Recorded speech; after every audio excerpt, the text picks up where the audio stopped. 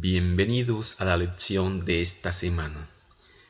Esta semana presentaremos nuestra lección del horno al palacio, la imagen de oro.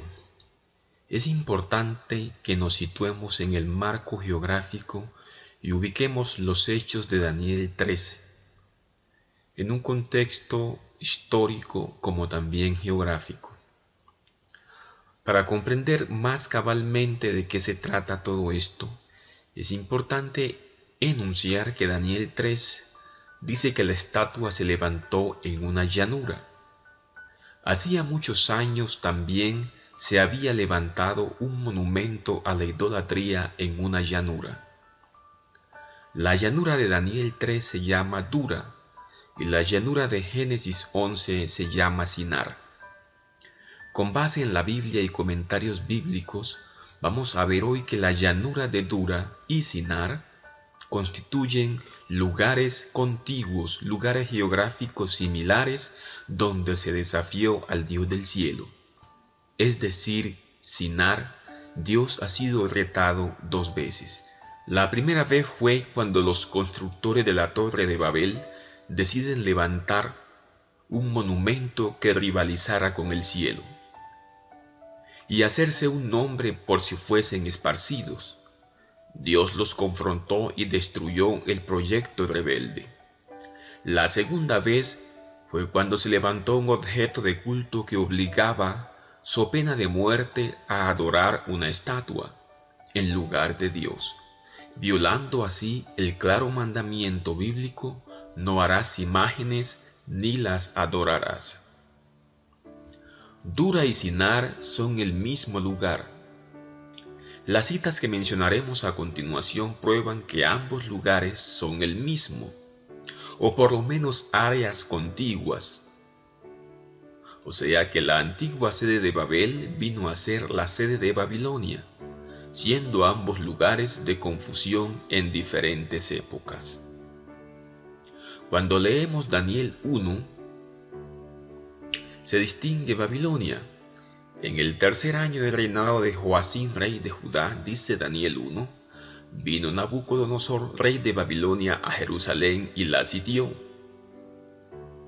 Daniel 2 continúa: y el Señor entregó en su mano a Joacim, rey de Judá, y parte de los utensilios de la casa de Dios los llevó a la tierra de Sinar. Aquí comenzamos a entender que la tierra de Sinar, hace muchos siglos mencionada en Génesis 11, ahora se menciona como el lugar donde fueron llevados los cautivos. Dice: los llevó a la tierra de Sinar, a la casa de su Dios, y guardó los utensilios en la casa del tesoro de su Dios. Cuando se observa en el mapa la distancia entre Babel, Babilonia y la llanura de Dura, claramente se obtiene que son lugares próximos, en una cadena de llanuras a la orilla del río Éufrates, con la cual validamos que el área en esencia es la misma. El libro Conflicto y Valor, página 42, dice así: y dijeron: vamos, edifiquémonos una ciudad y una torre, cuya cúspide llegue al cielo, y hagámonos un nombre por si fuésemos esparcidos por la faz de la tierra. Durante algún tiempo los descendientes de Noé continuaron habitando en las montañas donde el arca se había detenido. A medida que se multiplicaron, la apostasía no tardó en causar división entre ellos. Los que deseaban olvidar a su Creador y desechar las restricciones de su ley, tenían por constante molestia las enseñanzas y el ejemplo de sus piadosos compañeros, y después de un tiempo decidieron separarse de los que adoraban a Dios. Para lograr su fin, emigraron a la llanura de Sinar, que estaba a orillas del río Éufrates. Decidieron construir allí una ciudad y en ella una torre de tan estupenda altura que fuera la maravilla del mundo. Cuando miramos el mapa antiguo, vemos cómo Sinar y Dura están sobre la misma margen del río Éufrates y contiguas cercanas a toda esa área de la antigua Mesopotamia. En realidad, la llanura de Dura y la llanura de Sinar son la misma área en el contexto geográfico. Profetas y Reyes, página 312 menciona: una compañía tras otra, compuestas al principio de poca gente, pero más tarde de millares y decenas de millares de cautivos, iban a ser llevadas a la tierra de Sinar, para morar allí en destierro forzoso. Joaquín y Sedequías, estos reyes judíos, iban a ser por turno vasallos del gobernante babilónico, y cada uno a su vez se iba a rebelar. Se estima que pasaron unos 20 años entre el sueño de Nabucodonosor y la construcción de la imagen. No obstante, parece que el rey ya no puede olvidar el sueño, y el hecho de que Babilonia esté condenada a ser reemplazada por otros poderes le incomoda. No satisfecho con ser solo la cabeza de oro, el rey quiere que una imagen íntegramente hecha de oro lo represente, para comunicar a sus súbditos que su reino perdurará a lo largo de la historia. Esta historia de la llanura de Dura entonces repite la historia de la llanura de Sinar, el ser humano queriendo sacar a Dios de la noticia, de la agenda humana, y poniéndose el ser humano en primer lugar. Esa actitud de orgullo nos recuerda a los constructores de la Torre de Babel, quienes en su arrogancia intentaron desafiar a Dios mismo. Nabucodonosor no es menos arrogante en este caso. Él ha logrado mucho como gobernante de Babilonia, y no puede hacerse a la idea de que su reino con el tiempo dejará de existir. Por ende, en un esfuerzo por autoexaltarse, construye una imagen para recordar su poder y evaluar así la lealtad de sus súbditos. La evidencia textual sugiere que la imagen pretendía representar al rey del imperio babilónico y a una deidad pagana. En lo referente a la representación del rey babilónico, hay documentación que indica que la imagen tenía propósito de ensalzar al rey y al imperio babilónico. La escritora Ellen White, en su libro Profetas y Reyes, página 325 y 326, comenta al respecto. Agrandándole la halagadora sugestión, resolvió llevarla a ejecución e ir aún más lejos. En vez de reproducir la imagen tal como la había visto, iba a superar el original. En su imagen no había descenso de valores desde la cabeza hasta los pies, sino que se la haría por completo de oro, para que toda ella simbolizara a Babilonia como reino eterno, indestructible y todopoderoso, que quebrantaría y desmenuzaría a todos los demás reinos y perduraría para siempre. El pensamiento de afirmar el imperio y establecer una dinastía que perdurase para siempre tenía mucha atracción para el poderoso gobernante, ante cuyas armas no habían podido resistir las naciones del mundo. Con entusiasmo nacido de la ambición ilimitada y del orgullo egoísta, consultó a sus sabios acerca de cómo ejecutar lo pensado. El rey y sus consejeros de estado resolvieron que por todos los medios disponibles se esforzarían por exaltar a Babilonia como suprema y digna de obediencia universal. La estatua también pudo representar deidades paganas, que en la antigüedad era común usar figuras de animales o seres humanos. Ellen White, en el libro Profetas y Reyes, comenta: aunque acostumbrados a magníficas representaciones de sus divinidades paganas, los caldeos no habían producido antes cosa alguna tan imponente ni majestuosa como esta estatua resplandeciente de 60 codos de altura y 6 codos de anchura. ¿No es sorprendente que en una tierra donde la adoración de los ídolos era universal, la hermosa e inestimable imagen levantada en la llanura de Dura para representar la gloria y magnificencia y el poder de Babilonia, fuese consagrada como objeto de culto. Podría ser orientador conocer que en la antigüedad era común la imaginería elaborada en metales, entre ellos el oro. Las imágenes de metales objeto de oración en la antigüedad podemos rastrearlas en los libros de la Biblia. Aarón construyó, según Éxodo 32, un becerro de oro por pedido de la multitud del pueblo de Israel, mientras Moisés estaba en el monte hablando con Dios. Israel hizo esto porque traía de alguna manera la herencia egipcia y construye un becerro de adoración, justo cuando llegan de Egipto de observar a Apis como ídolo egipcio. Más tarde, 2 becerros de oro fueron levantados en Betel y en Dan, esta vez construido por Jeroboam, que también acababa de llegar de Egipto, donde se había refugiado huyendo de Salomón. Aquí se mantiene el mismo patrón de la herencia idólatra. En tal sentido, es evidente en la Biblia que la imaginería idolátrica se menciona desde el Génesis, en Génesis 35:2, hasta el Apocalipsis 9:20. Siempre en la Biblia se denuncia esta práctica pagana que surcó el mundo antiguo, y siendo venerada en muchas partes, su adoración continúa hasta hoy día. La adoración a imágenes de dioses paganos es evidente también en la sociedad griega y romana, en los cultos de dioses paganos, en las figuras o imágenes de dioses antropomórficos, tales como Zeus, Apolo, Ares, Artemisa, Atenea, Dionisio, Hefesto, Hera, Júpiter, Juno, Neptuno, Minerva, Martes, Venus, Febo, Diana, Mercurio, Baco, Vulcano, Plutón y otra interminable lista de dioses del panteón griego y romano.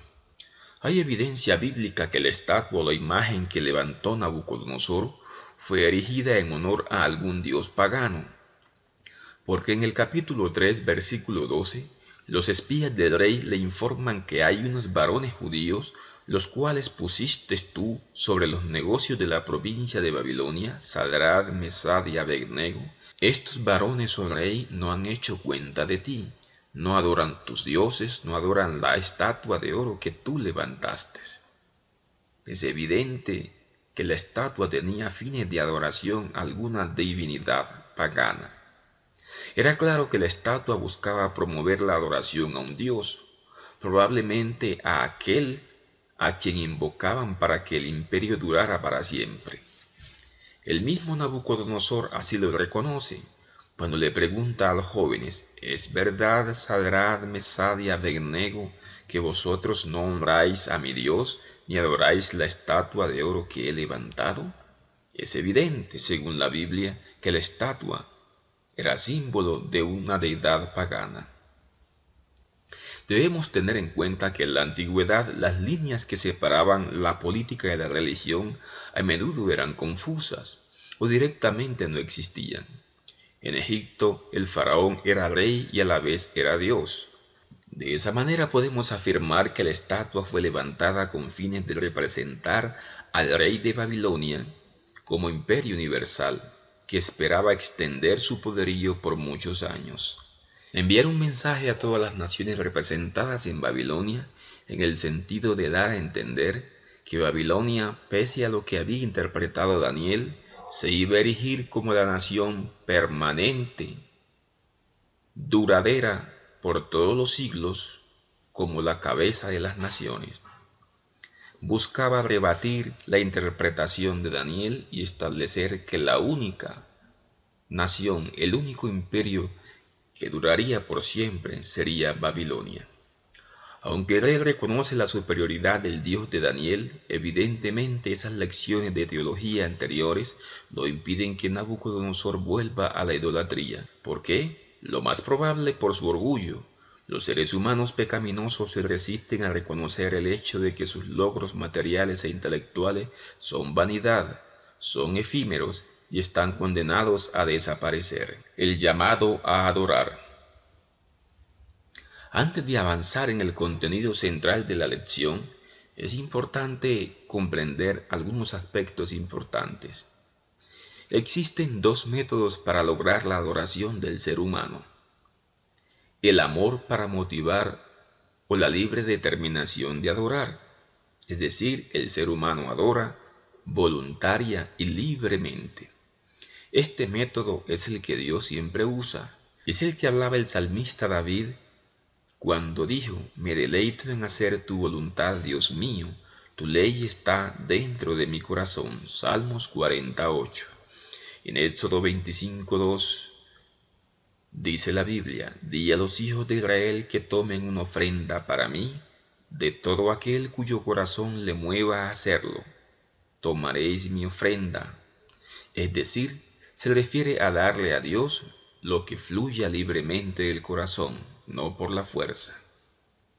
En Josué 24:15, la Biblia dice: pero si a ustedes les parece mal servir al Señor, elijan ustedes mismos a quién van a servir, a los dioses que sirvieron sus antepasados al otro lado del río Éufrates, o a los dioses de los amorreos en cuya tierra habitáis.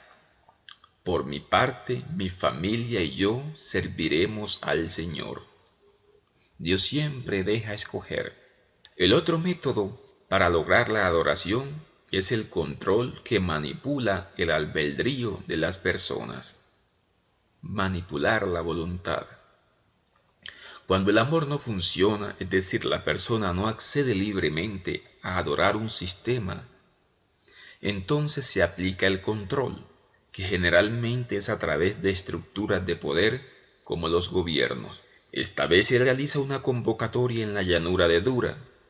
La misma convocatoria se había realizado hace muchos siglos en la llanura de Sinar. La primera convocatoria de adoración es para crear un sistema con un centro de adoración en desafío al Dios del cielo. En la convocatoria que realizaremos esta semana, se hace un llamado a adorar a una estatua en clara oposición al mandamiento divino y en abierta rebeldía al Dios verdadero. Características del llamado. Alcance. El llamado tenía alcance universal. Representación de todas las naciones del mundo. El llamado es para todos los adoradores, es decir, las naciones sobre las cuales el imperio babilónico tenía dominio. ¿Quiénes deben ejecutar las órdenes, es decir, hacerlas cumplir? Toda la estructura del Estado es usada para hacer cumplir las órdenes.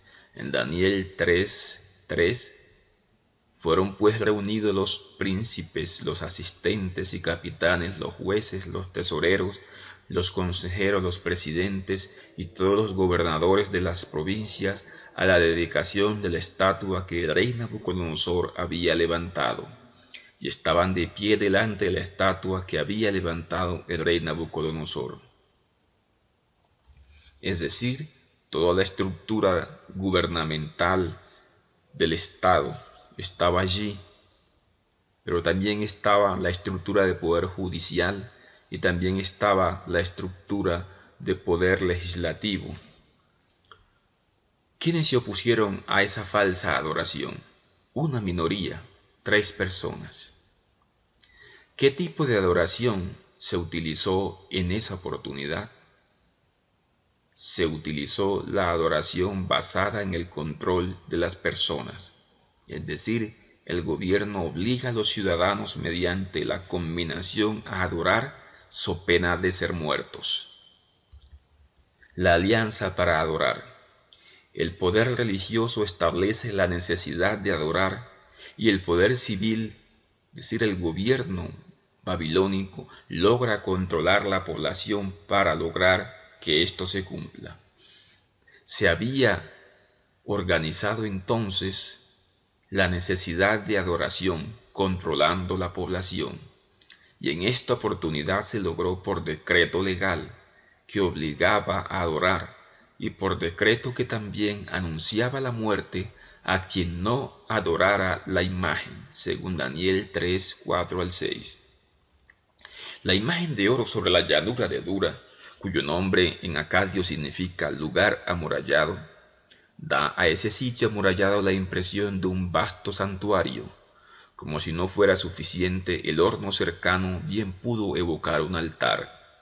Al tratarse de un altar, era muy probable que quienes fueran llevados al horno de fuego terminaran siendo ofrecidos como en holocausto a alguna deidad en venganza por no adorarlo. La música babilónica formaba parte de la liturgia. Se enumeran 7 tipos de instrumentos musicales como para transmitir la integridad y la eficacia del protocolo de adoración. Hoy somos bombardeados desde todos lados por llamados a adoptar nuevos estilos de vida, nuevas ideologías y abandonar nuestro compromiso con la autoridad de Dios como se expresa en su palabra, y a rendir nuestra lealtad a los sucesores contemporáneos del imperio babilónico. Tendencias como nueva era, cienciología, prácticas orientales, feng shui, meditación, cultos paganos, todas ellas al son de la música a la medida. Tendencias que en su mayoría cifran su mensaje central en que las personas deben descubrir su yo interior y ascender en la dimensión espiritual que les permita llegar a ser su propio Dios. El encanto del mundo a veces parece abrumador, pero debemos recordar que nuestra lealtad suprema pertenece al Dios creador.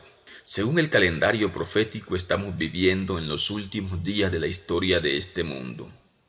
Apocalipsis 13 anuncia que los habitantes de la tierra serán citados en un lugar simbólico que pudiéramos decir otra vez en Sinar. Los habitantes del mundo serán llamados a adorar la imagen de la bestia, esa entidad que hará que a todos, pequeños, grandes, ricos y pobres, libres y esclavos, se les ponga una marca en la mano derecha o en la frente, según Apocalipsis 13:16. Se dice que 6 categorías de personas son leales a la imagen de la bestia, pequeños y grandes, ricos y pobres, libres y esclavos. Esto muestra que la imagen erigida por Nabucodonosor es solo una ilustración de lo que hará la Babilonia escatológica en los últimos días. Por lo tanto, hacemos bien en prestar mucha atención a lo que en este relato sucede y cómo Dios soberanamente dirige los asuntos del mundo. Hagamos un paralelo entre la imagen de la llanura de Dura en el área de Sinar y la imagen que se levantará en el último tiempo, la imagen de la bestia. Vamos a enunciar entonces las características de la llanura de Sinar, la estatua de oro y las características de la imagen de la bestia que se levantará en los últimos tiempos. Primera característica, alcance. Es claro el libro de Daniel en el versículo 4 y 7 del capítulo 3, que el llamado que hace el rey a la adoración es universal para todas las naciones allí representadas en Babilonia.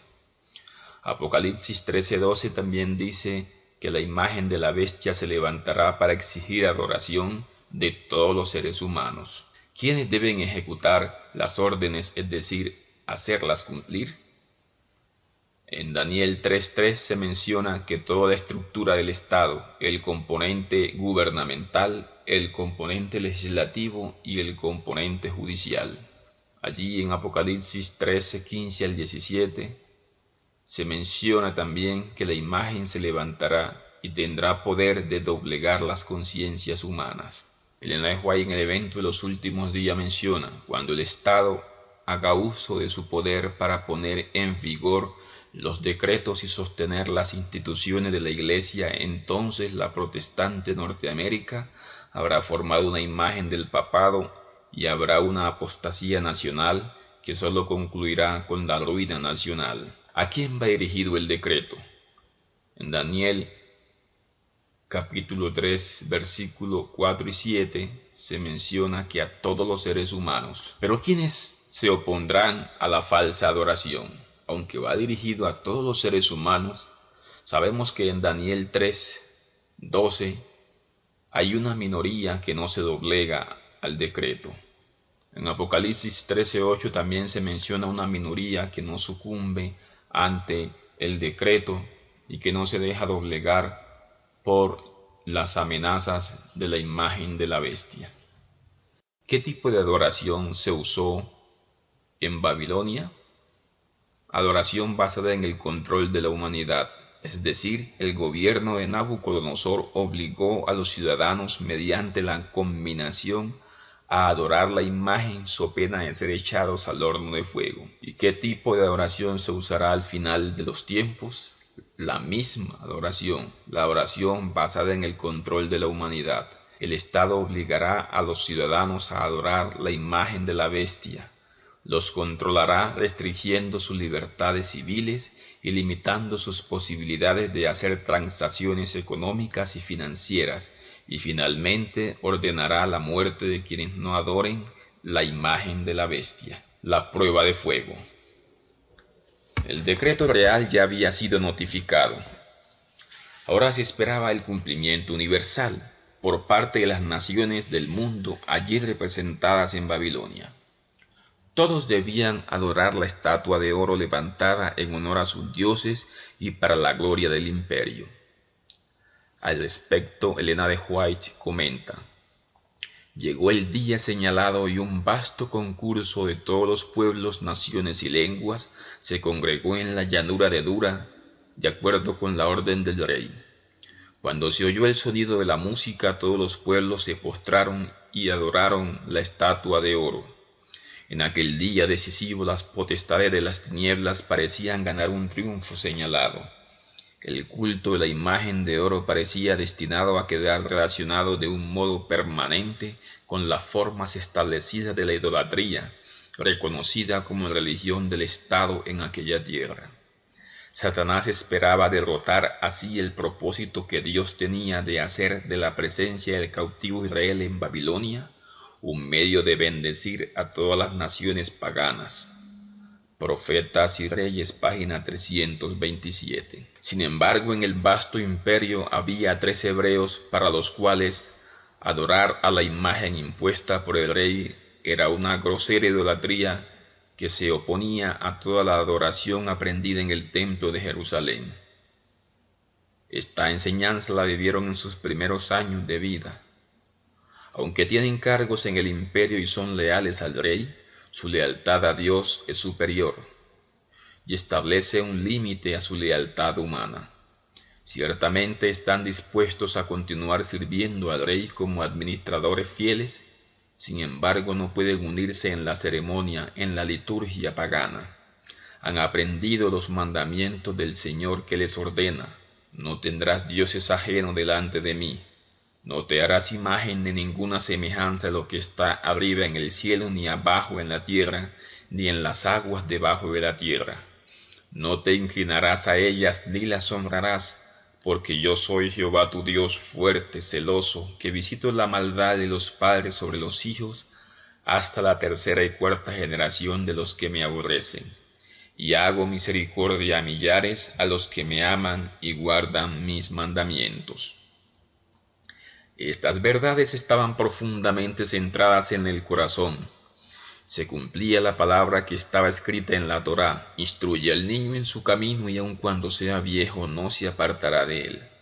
Obviamente ellos no habían llegado a la edad de la vejez, pero ahora en todo su apogeo de juventud, las enseñanzas tempranas de su niñez estaban sembradas en su corazón. Tal parecía que en medio de tanta solemnidad, miedo y temor, nadie se atrevería a desafiar el poderío del imperio que hacía doblegar a todos los ciudadanos del mundo en adoración a la imagen de oro. A Nabucodonosor, que no se estaba dando cuenta de esto, se le notaba entusiasmado por su triunfo. Sin embargo, se le comunicó que entre sus súbditos había algunos que se atrevían a desobedecer su mandato. Cierto sabio celoso de los honores que se habían concedido a los fieles compañeros de Daniel, informaron al rey acerca de la flagrante violación de sus deseos. Exclamaron: Rey para siempre vive. Hay unos varones judíos, los cuales pusiste sobre tus negocios de la provincia de Babilonia, Sadrach, Mesach y Abednego. Estos varones, oh rey, no han hecho cuenta de ti, no adoran tus dioses, no adoran la estatua de oro que levantaste. El rey se enfurece y seguramente pasan por su mente sucesivos pensamientos. Diría él: estos jóvenes desobedecen pero son muy útiles al imperio, manejan eficientemente los negocios de Babilonia, así que voy a darles una oportunidad. Esperando esta vez que se postren ante la estatua, ordena que se repita todo el procedimiento de la liturgia, y esta vez con la advertencia de que si se niegan a hacerlo, serán echados al horno de fuego. Y Nabucodonosor cierra su apelación con una afirmación sumamente arrogante: ¿y qué Dios será aquel que os libre de mis manos? Aquí también es evidente que el rey está evocando recuerdos anteriores. Él sabe que estos jóvenes hebreos creen en un Dios que reveló el sueño a Daniel. Supone que ellos acudirán a su Dios, por lo tanto se adelanta a poner en duda que ese Dios pueda librarles. Elena de White, en Profetas y Reyes, página 328, comentando el desenlace de este asunto, afirma: vanas fueron las amenazas del rey, no podía desviar a estos hombres de su fidelidad al príncipe del universo. De la historia de sus padres habían aprendido que la desobediencia a Dios resulta en deshonor, desastre y muerte, y que el temor de Jehová es el principio de la sabiduría, el fundamento de toda prosperidad verdadera. Mirando con calma el horno, dijeron: no cuidamos de responderte sobre este negocio. He aquí nuestro Dios, a quien honramos, puede librarnos del horno de fuego ardiendo, y de tu mano, oh rey, nos librará. Su fe quedó fortalecida cuando declararon que Dios sería glorificado libertándolos, y con una seguridad triunfante basada en una fe implícita en Dios añadieron: y si no, sepas, oh rey, que tu Dios no adoraremos, ni tampoco honraremos la estatua que has levantado. Dotados de valor sobrenatural, responden al rey: he aquí nuestro Dios, a quien servimos, puede librarnos. Claramente respondían al desafío del rey que les había planteado: ¿qué Dios será el que podrá librarlos? La ira del rey no conoció límites. Lleno de ira, demudóse la figura de su rostro sobre Sadrach, Mesach y Abednego, representantes de una raza despreciada y cautiva. ¿Cómo se atrevían entonces a desafiarles? Ordenando que se calentase el horno 7 veces más que de costumbre, mandó a hombres fuertes de su ejército que atasen a los adoradores del Dios de Israel para ejecutarlos sumariamente. Entonces estos varones fueron atados con sus mantos y sus calzas y sus turbantes y sus vestidos, y fueron echados dentro del horno de fuego ardiendo. Y porque la palabra del rey daba prisa y había procurado que se encendiese mucho, la llama del fuego mató a aquellos que habían alzado a Sadrach, Mesach y Abednego. ¿Qué sostiene a los seres humanos para que sean capaces de alzarse por encima de las amenazas y estar firmes? ¿Cómo es que estos jóvenes se mantienen firmes, aun estando próximos a morir, con tal de mantenerse de parte de Dios? Dios había prometido: hago misericordia a millares, a los que me aman y guardan mis mandamientos. Aquí está involucrado un mandamiento: no te harás imagen de ninguna semejanza, de lo que está arriba en el cielo o abajo en la tierra. No te inclinarás a ellas. Y esos jóvenes hebreos se sostuvieron por la palabra de Dios que había prometido: hago misericordia a millares, a los que me aman y guardan mis mandamientos. Esa palabra firme es seguramente un ancla para el alma. Después que los jóvenes son arrojados al fuego ardiente, todos esperaban que fueran consumidos. Seguramente ahora el centro de interés no era solamente la estatua, sino el espectáculo cruento de unos jóvenes que en el pensar de la multitud serían reducidos a cenizas por el fuego. Todos esperaban los gritos moribundos de estos jóvenes, pero nada de eso pasó. Al respecto, Elena de White comenta: pero el Señor no olvidó a los suyos. Cuando sus testigos fueron arrojados al horno, el Salvador se les reveló en persona, y juntos anduvieron en medio del fuego. En la presencia del Señor el calor desaparece, las llamas perdieron su poder de consumir a estos jóvenes. Desde su residencia real, el rey miraba, esperando ver completamente destruidos a los hombres que le habían desafiado. Pero sus sentimientos de triunfo cambiaron repentinamente. Los nobles que estaban cerca vieron que su rostro palidecía mientras se levantaba del trono y miraba intensamente hacia las llamas resplandecientes. Con alarma, el rey, volviéndose a sus señores, preguntó: ¿no echaron 3 varones atados dentro del fuego? He aquí yo veo 4 varones sueltos, que se pasean en medio del fuego, y ningún daño hay en ellos. Y el parecer del cuarto es semejante a hijo de los dioses. Estas palabras son muy similares a las que habían dicho los sabios que estudiamos la semana pasada al referirse a quién podía recordar e interpretar el sueño del rey: los dioses cuya morada no es con la carne. Al verlo, Nabucodonosor comprendió que el que estaba en el horno con los varones hebreos tenía que ser hijo de los dioses, para los hebreos y para nosotros el Hijo de Dios. Mediante la liberación de sus fieles siervos, el Señor declaró que está de parte de los oprimidos y reprende a todos los poderes terrenales que se rebelan contra la voluntad de Dios.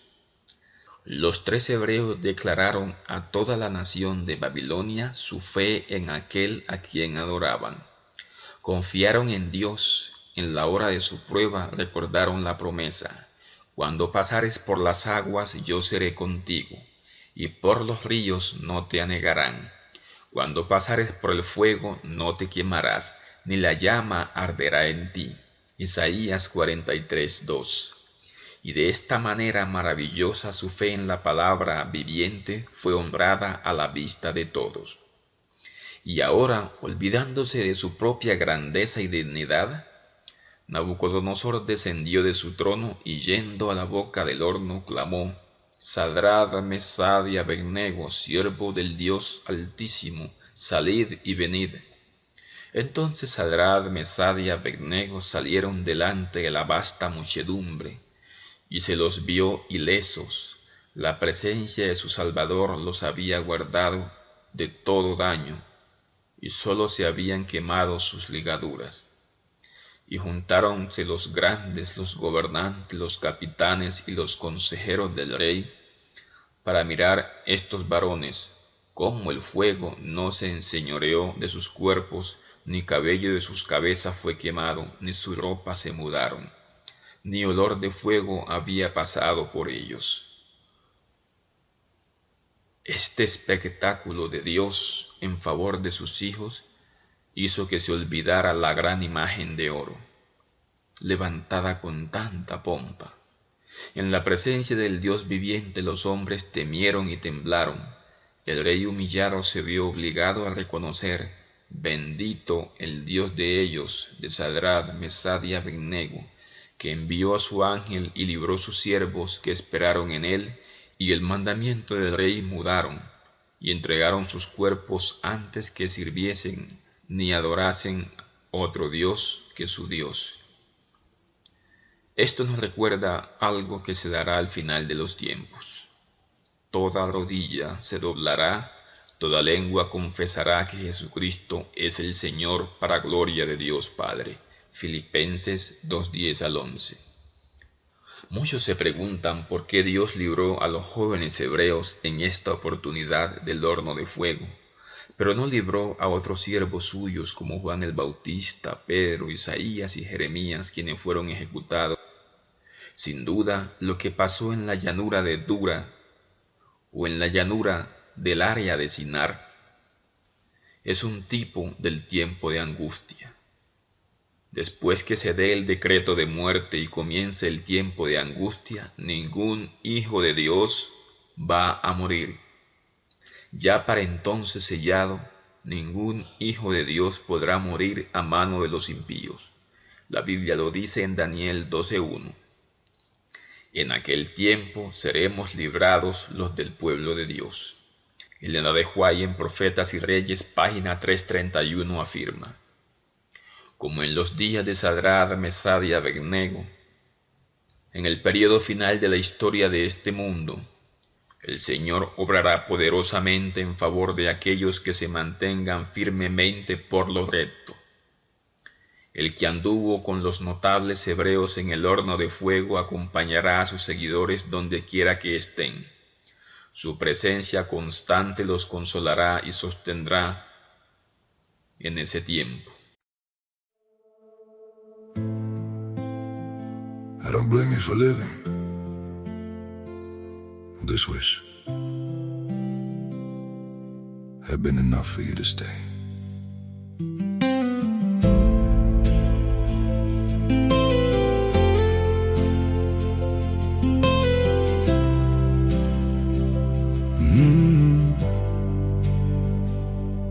I saw it coming in the way you changed, in the silence between your words. Every I'm fine felt heavier than truth, like something breaking unheard.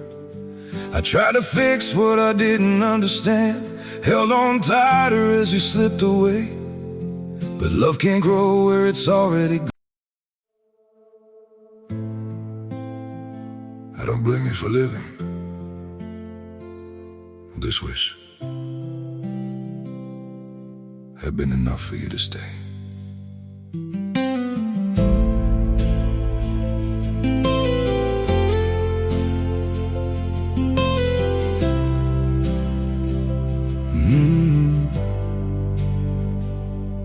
I saw it coming in the way you changed, in the silence between your words.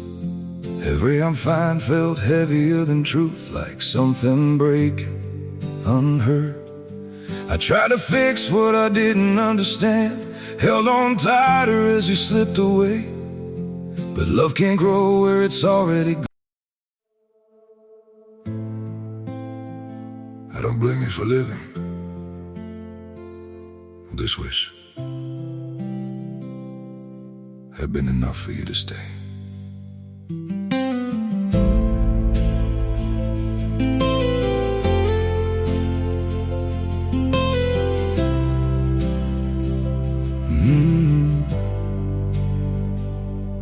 I saw it coming in the way you changed, in the silence between your words. Every I'm fine felt heavier than truth, like something breaking unheard. I tried to fix what I didn't understand, held on tighter as you slipped away. But love can't grow where it's already gone. En medio del tiempo de angustia que nunca hubo desde que fue nación, sus escogidos permanecerán inconmovibles. Satanás con toda la hueste del mal no puede destruir al más débil de los santos de Dios.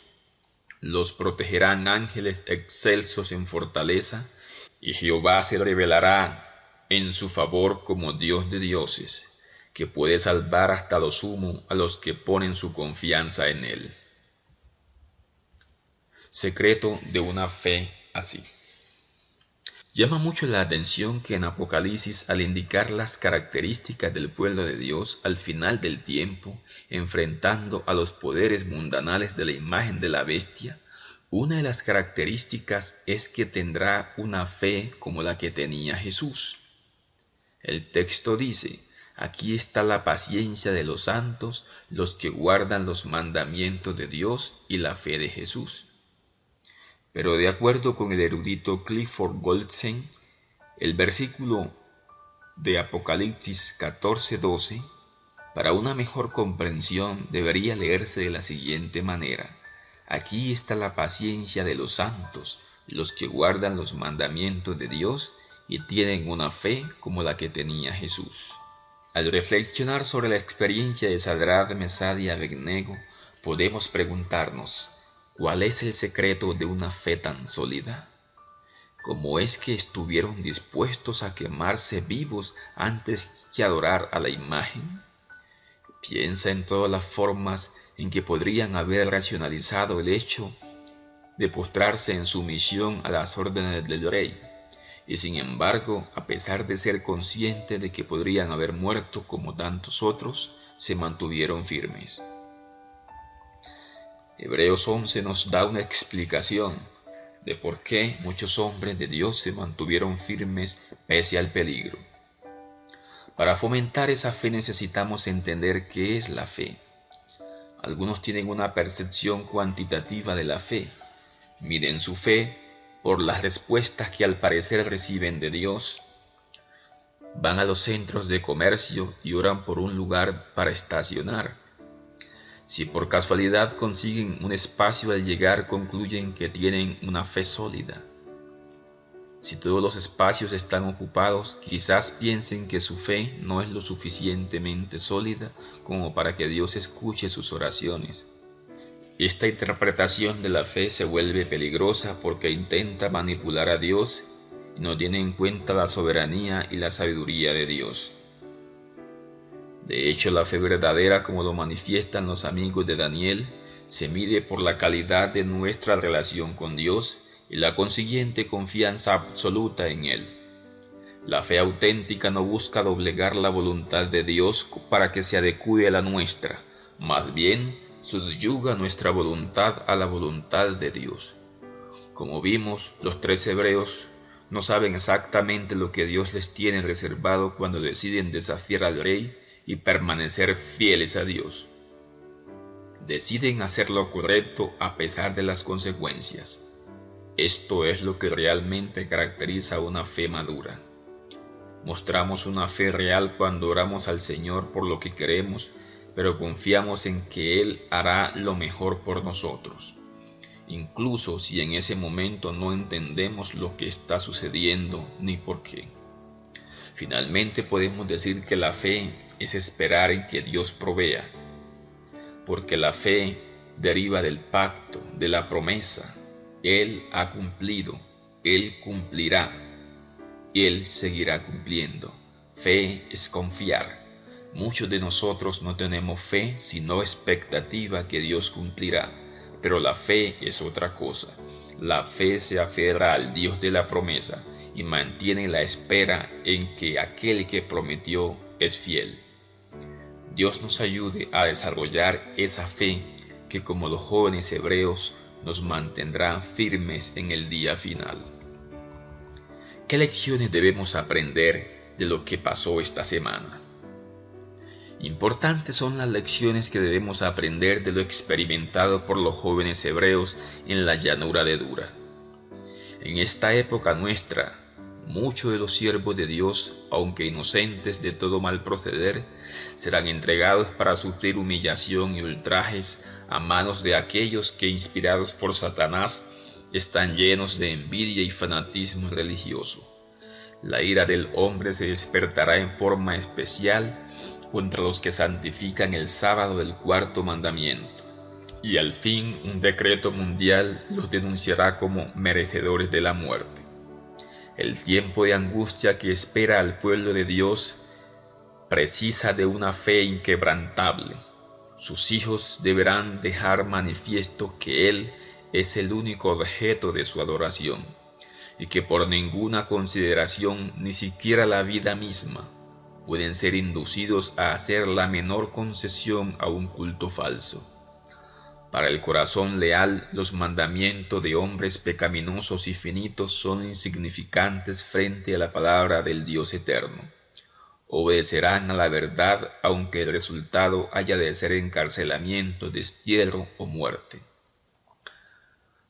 Profetas y Reyes, página 376. Aquel que comenzó en vosotros la buena obra, habrá de perfeccionarla hasta el día de Jesucristo. Dios les bendiga. Hasta entonces.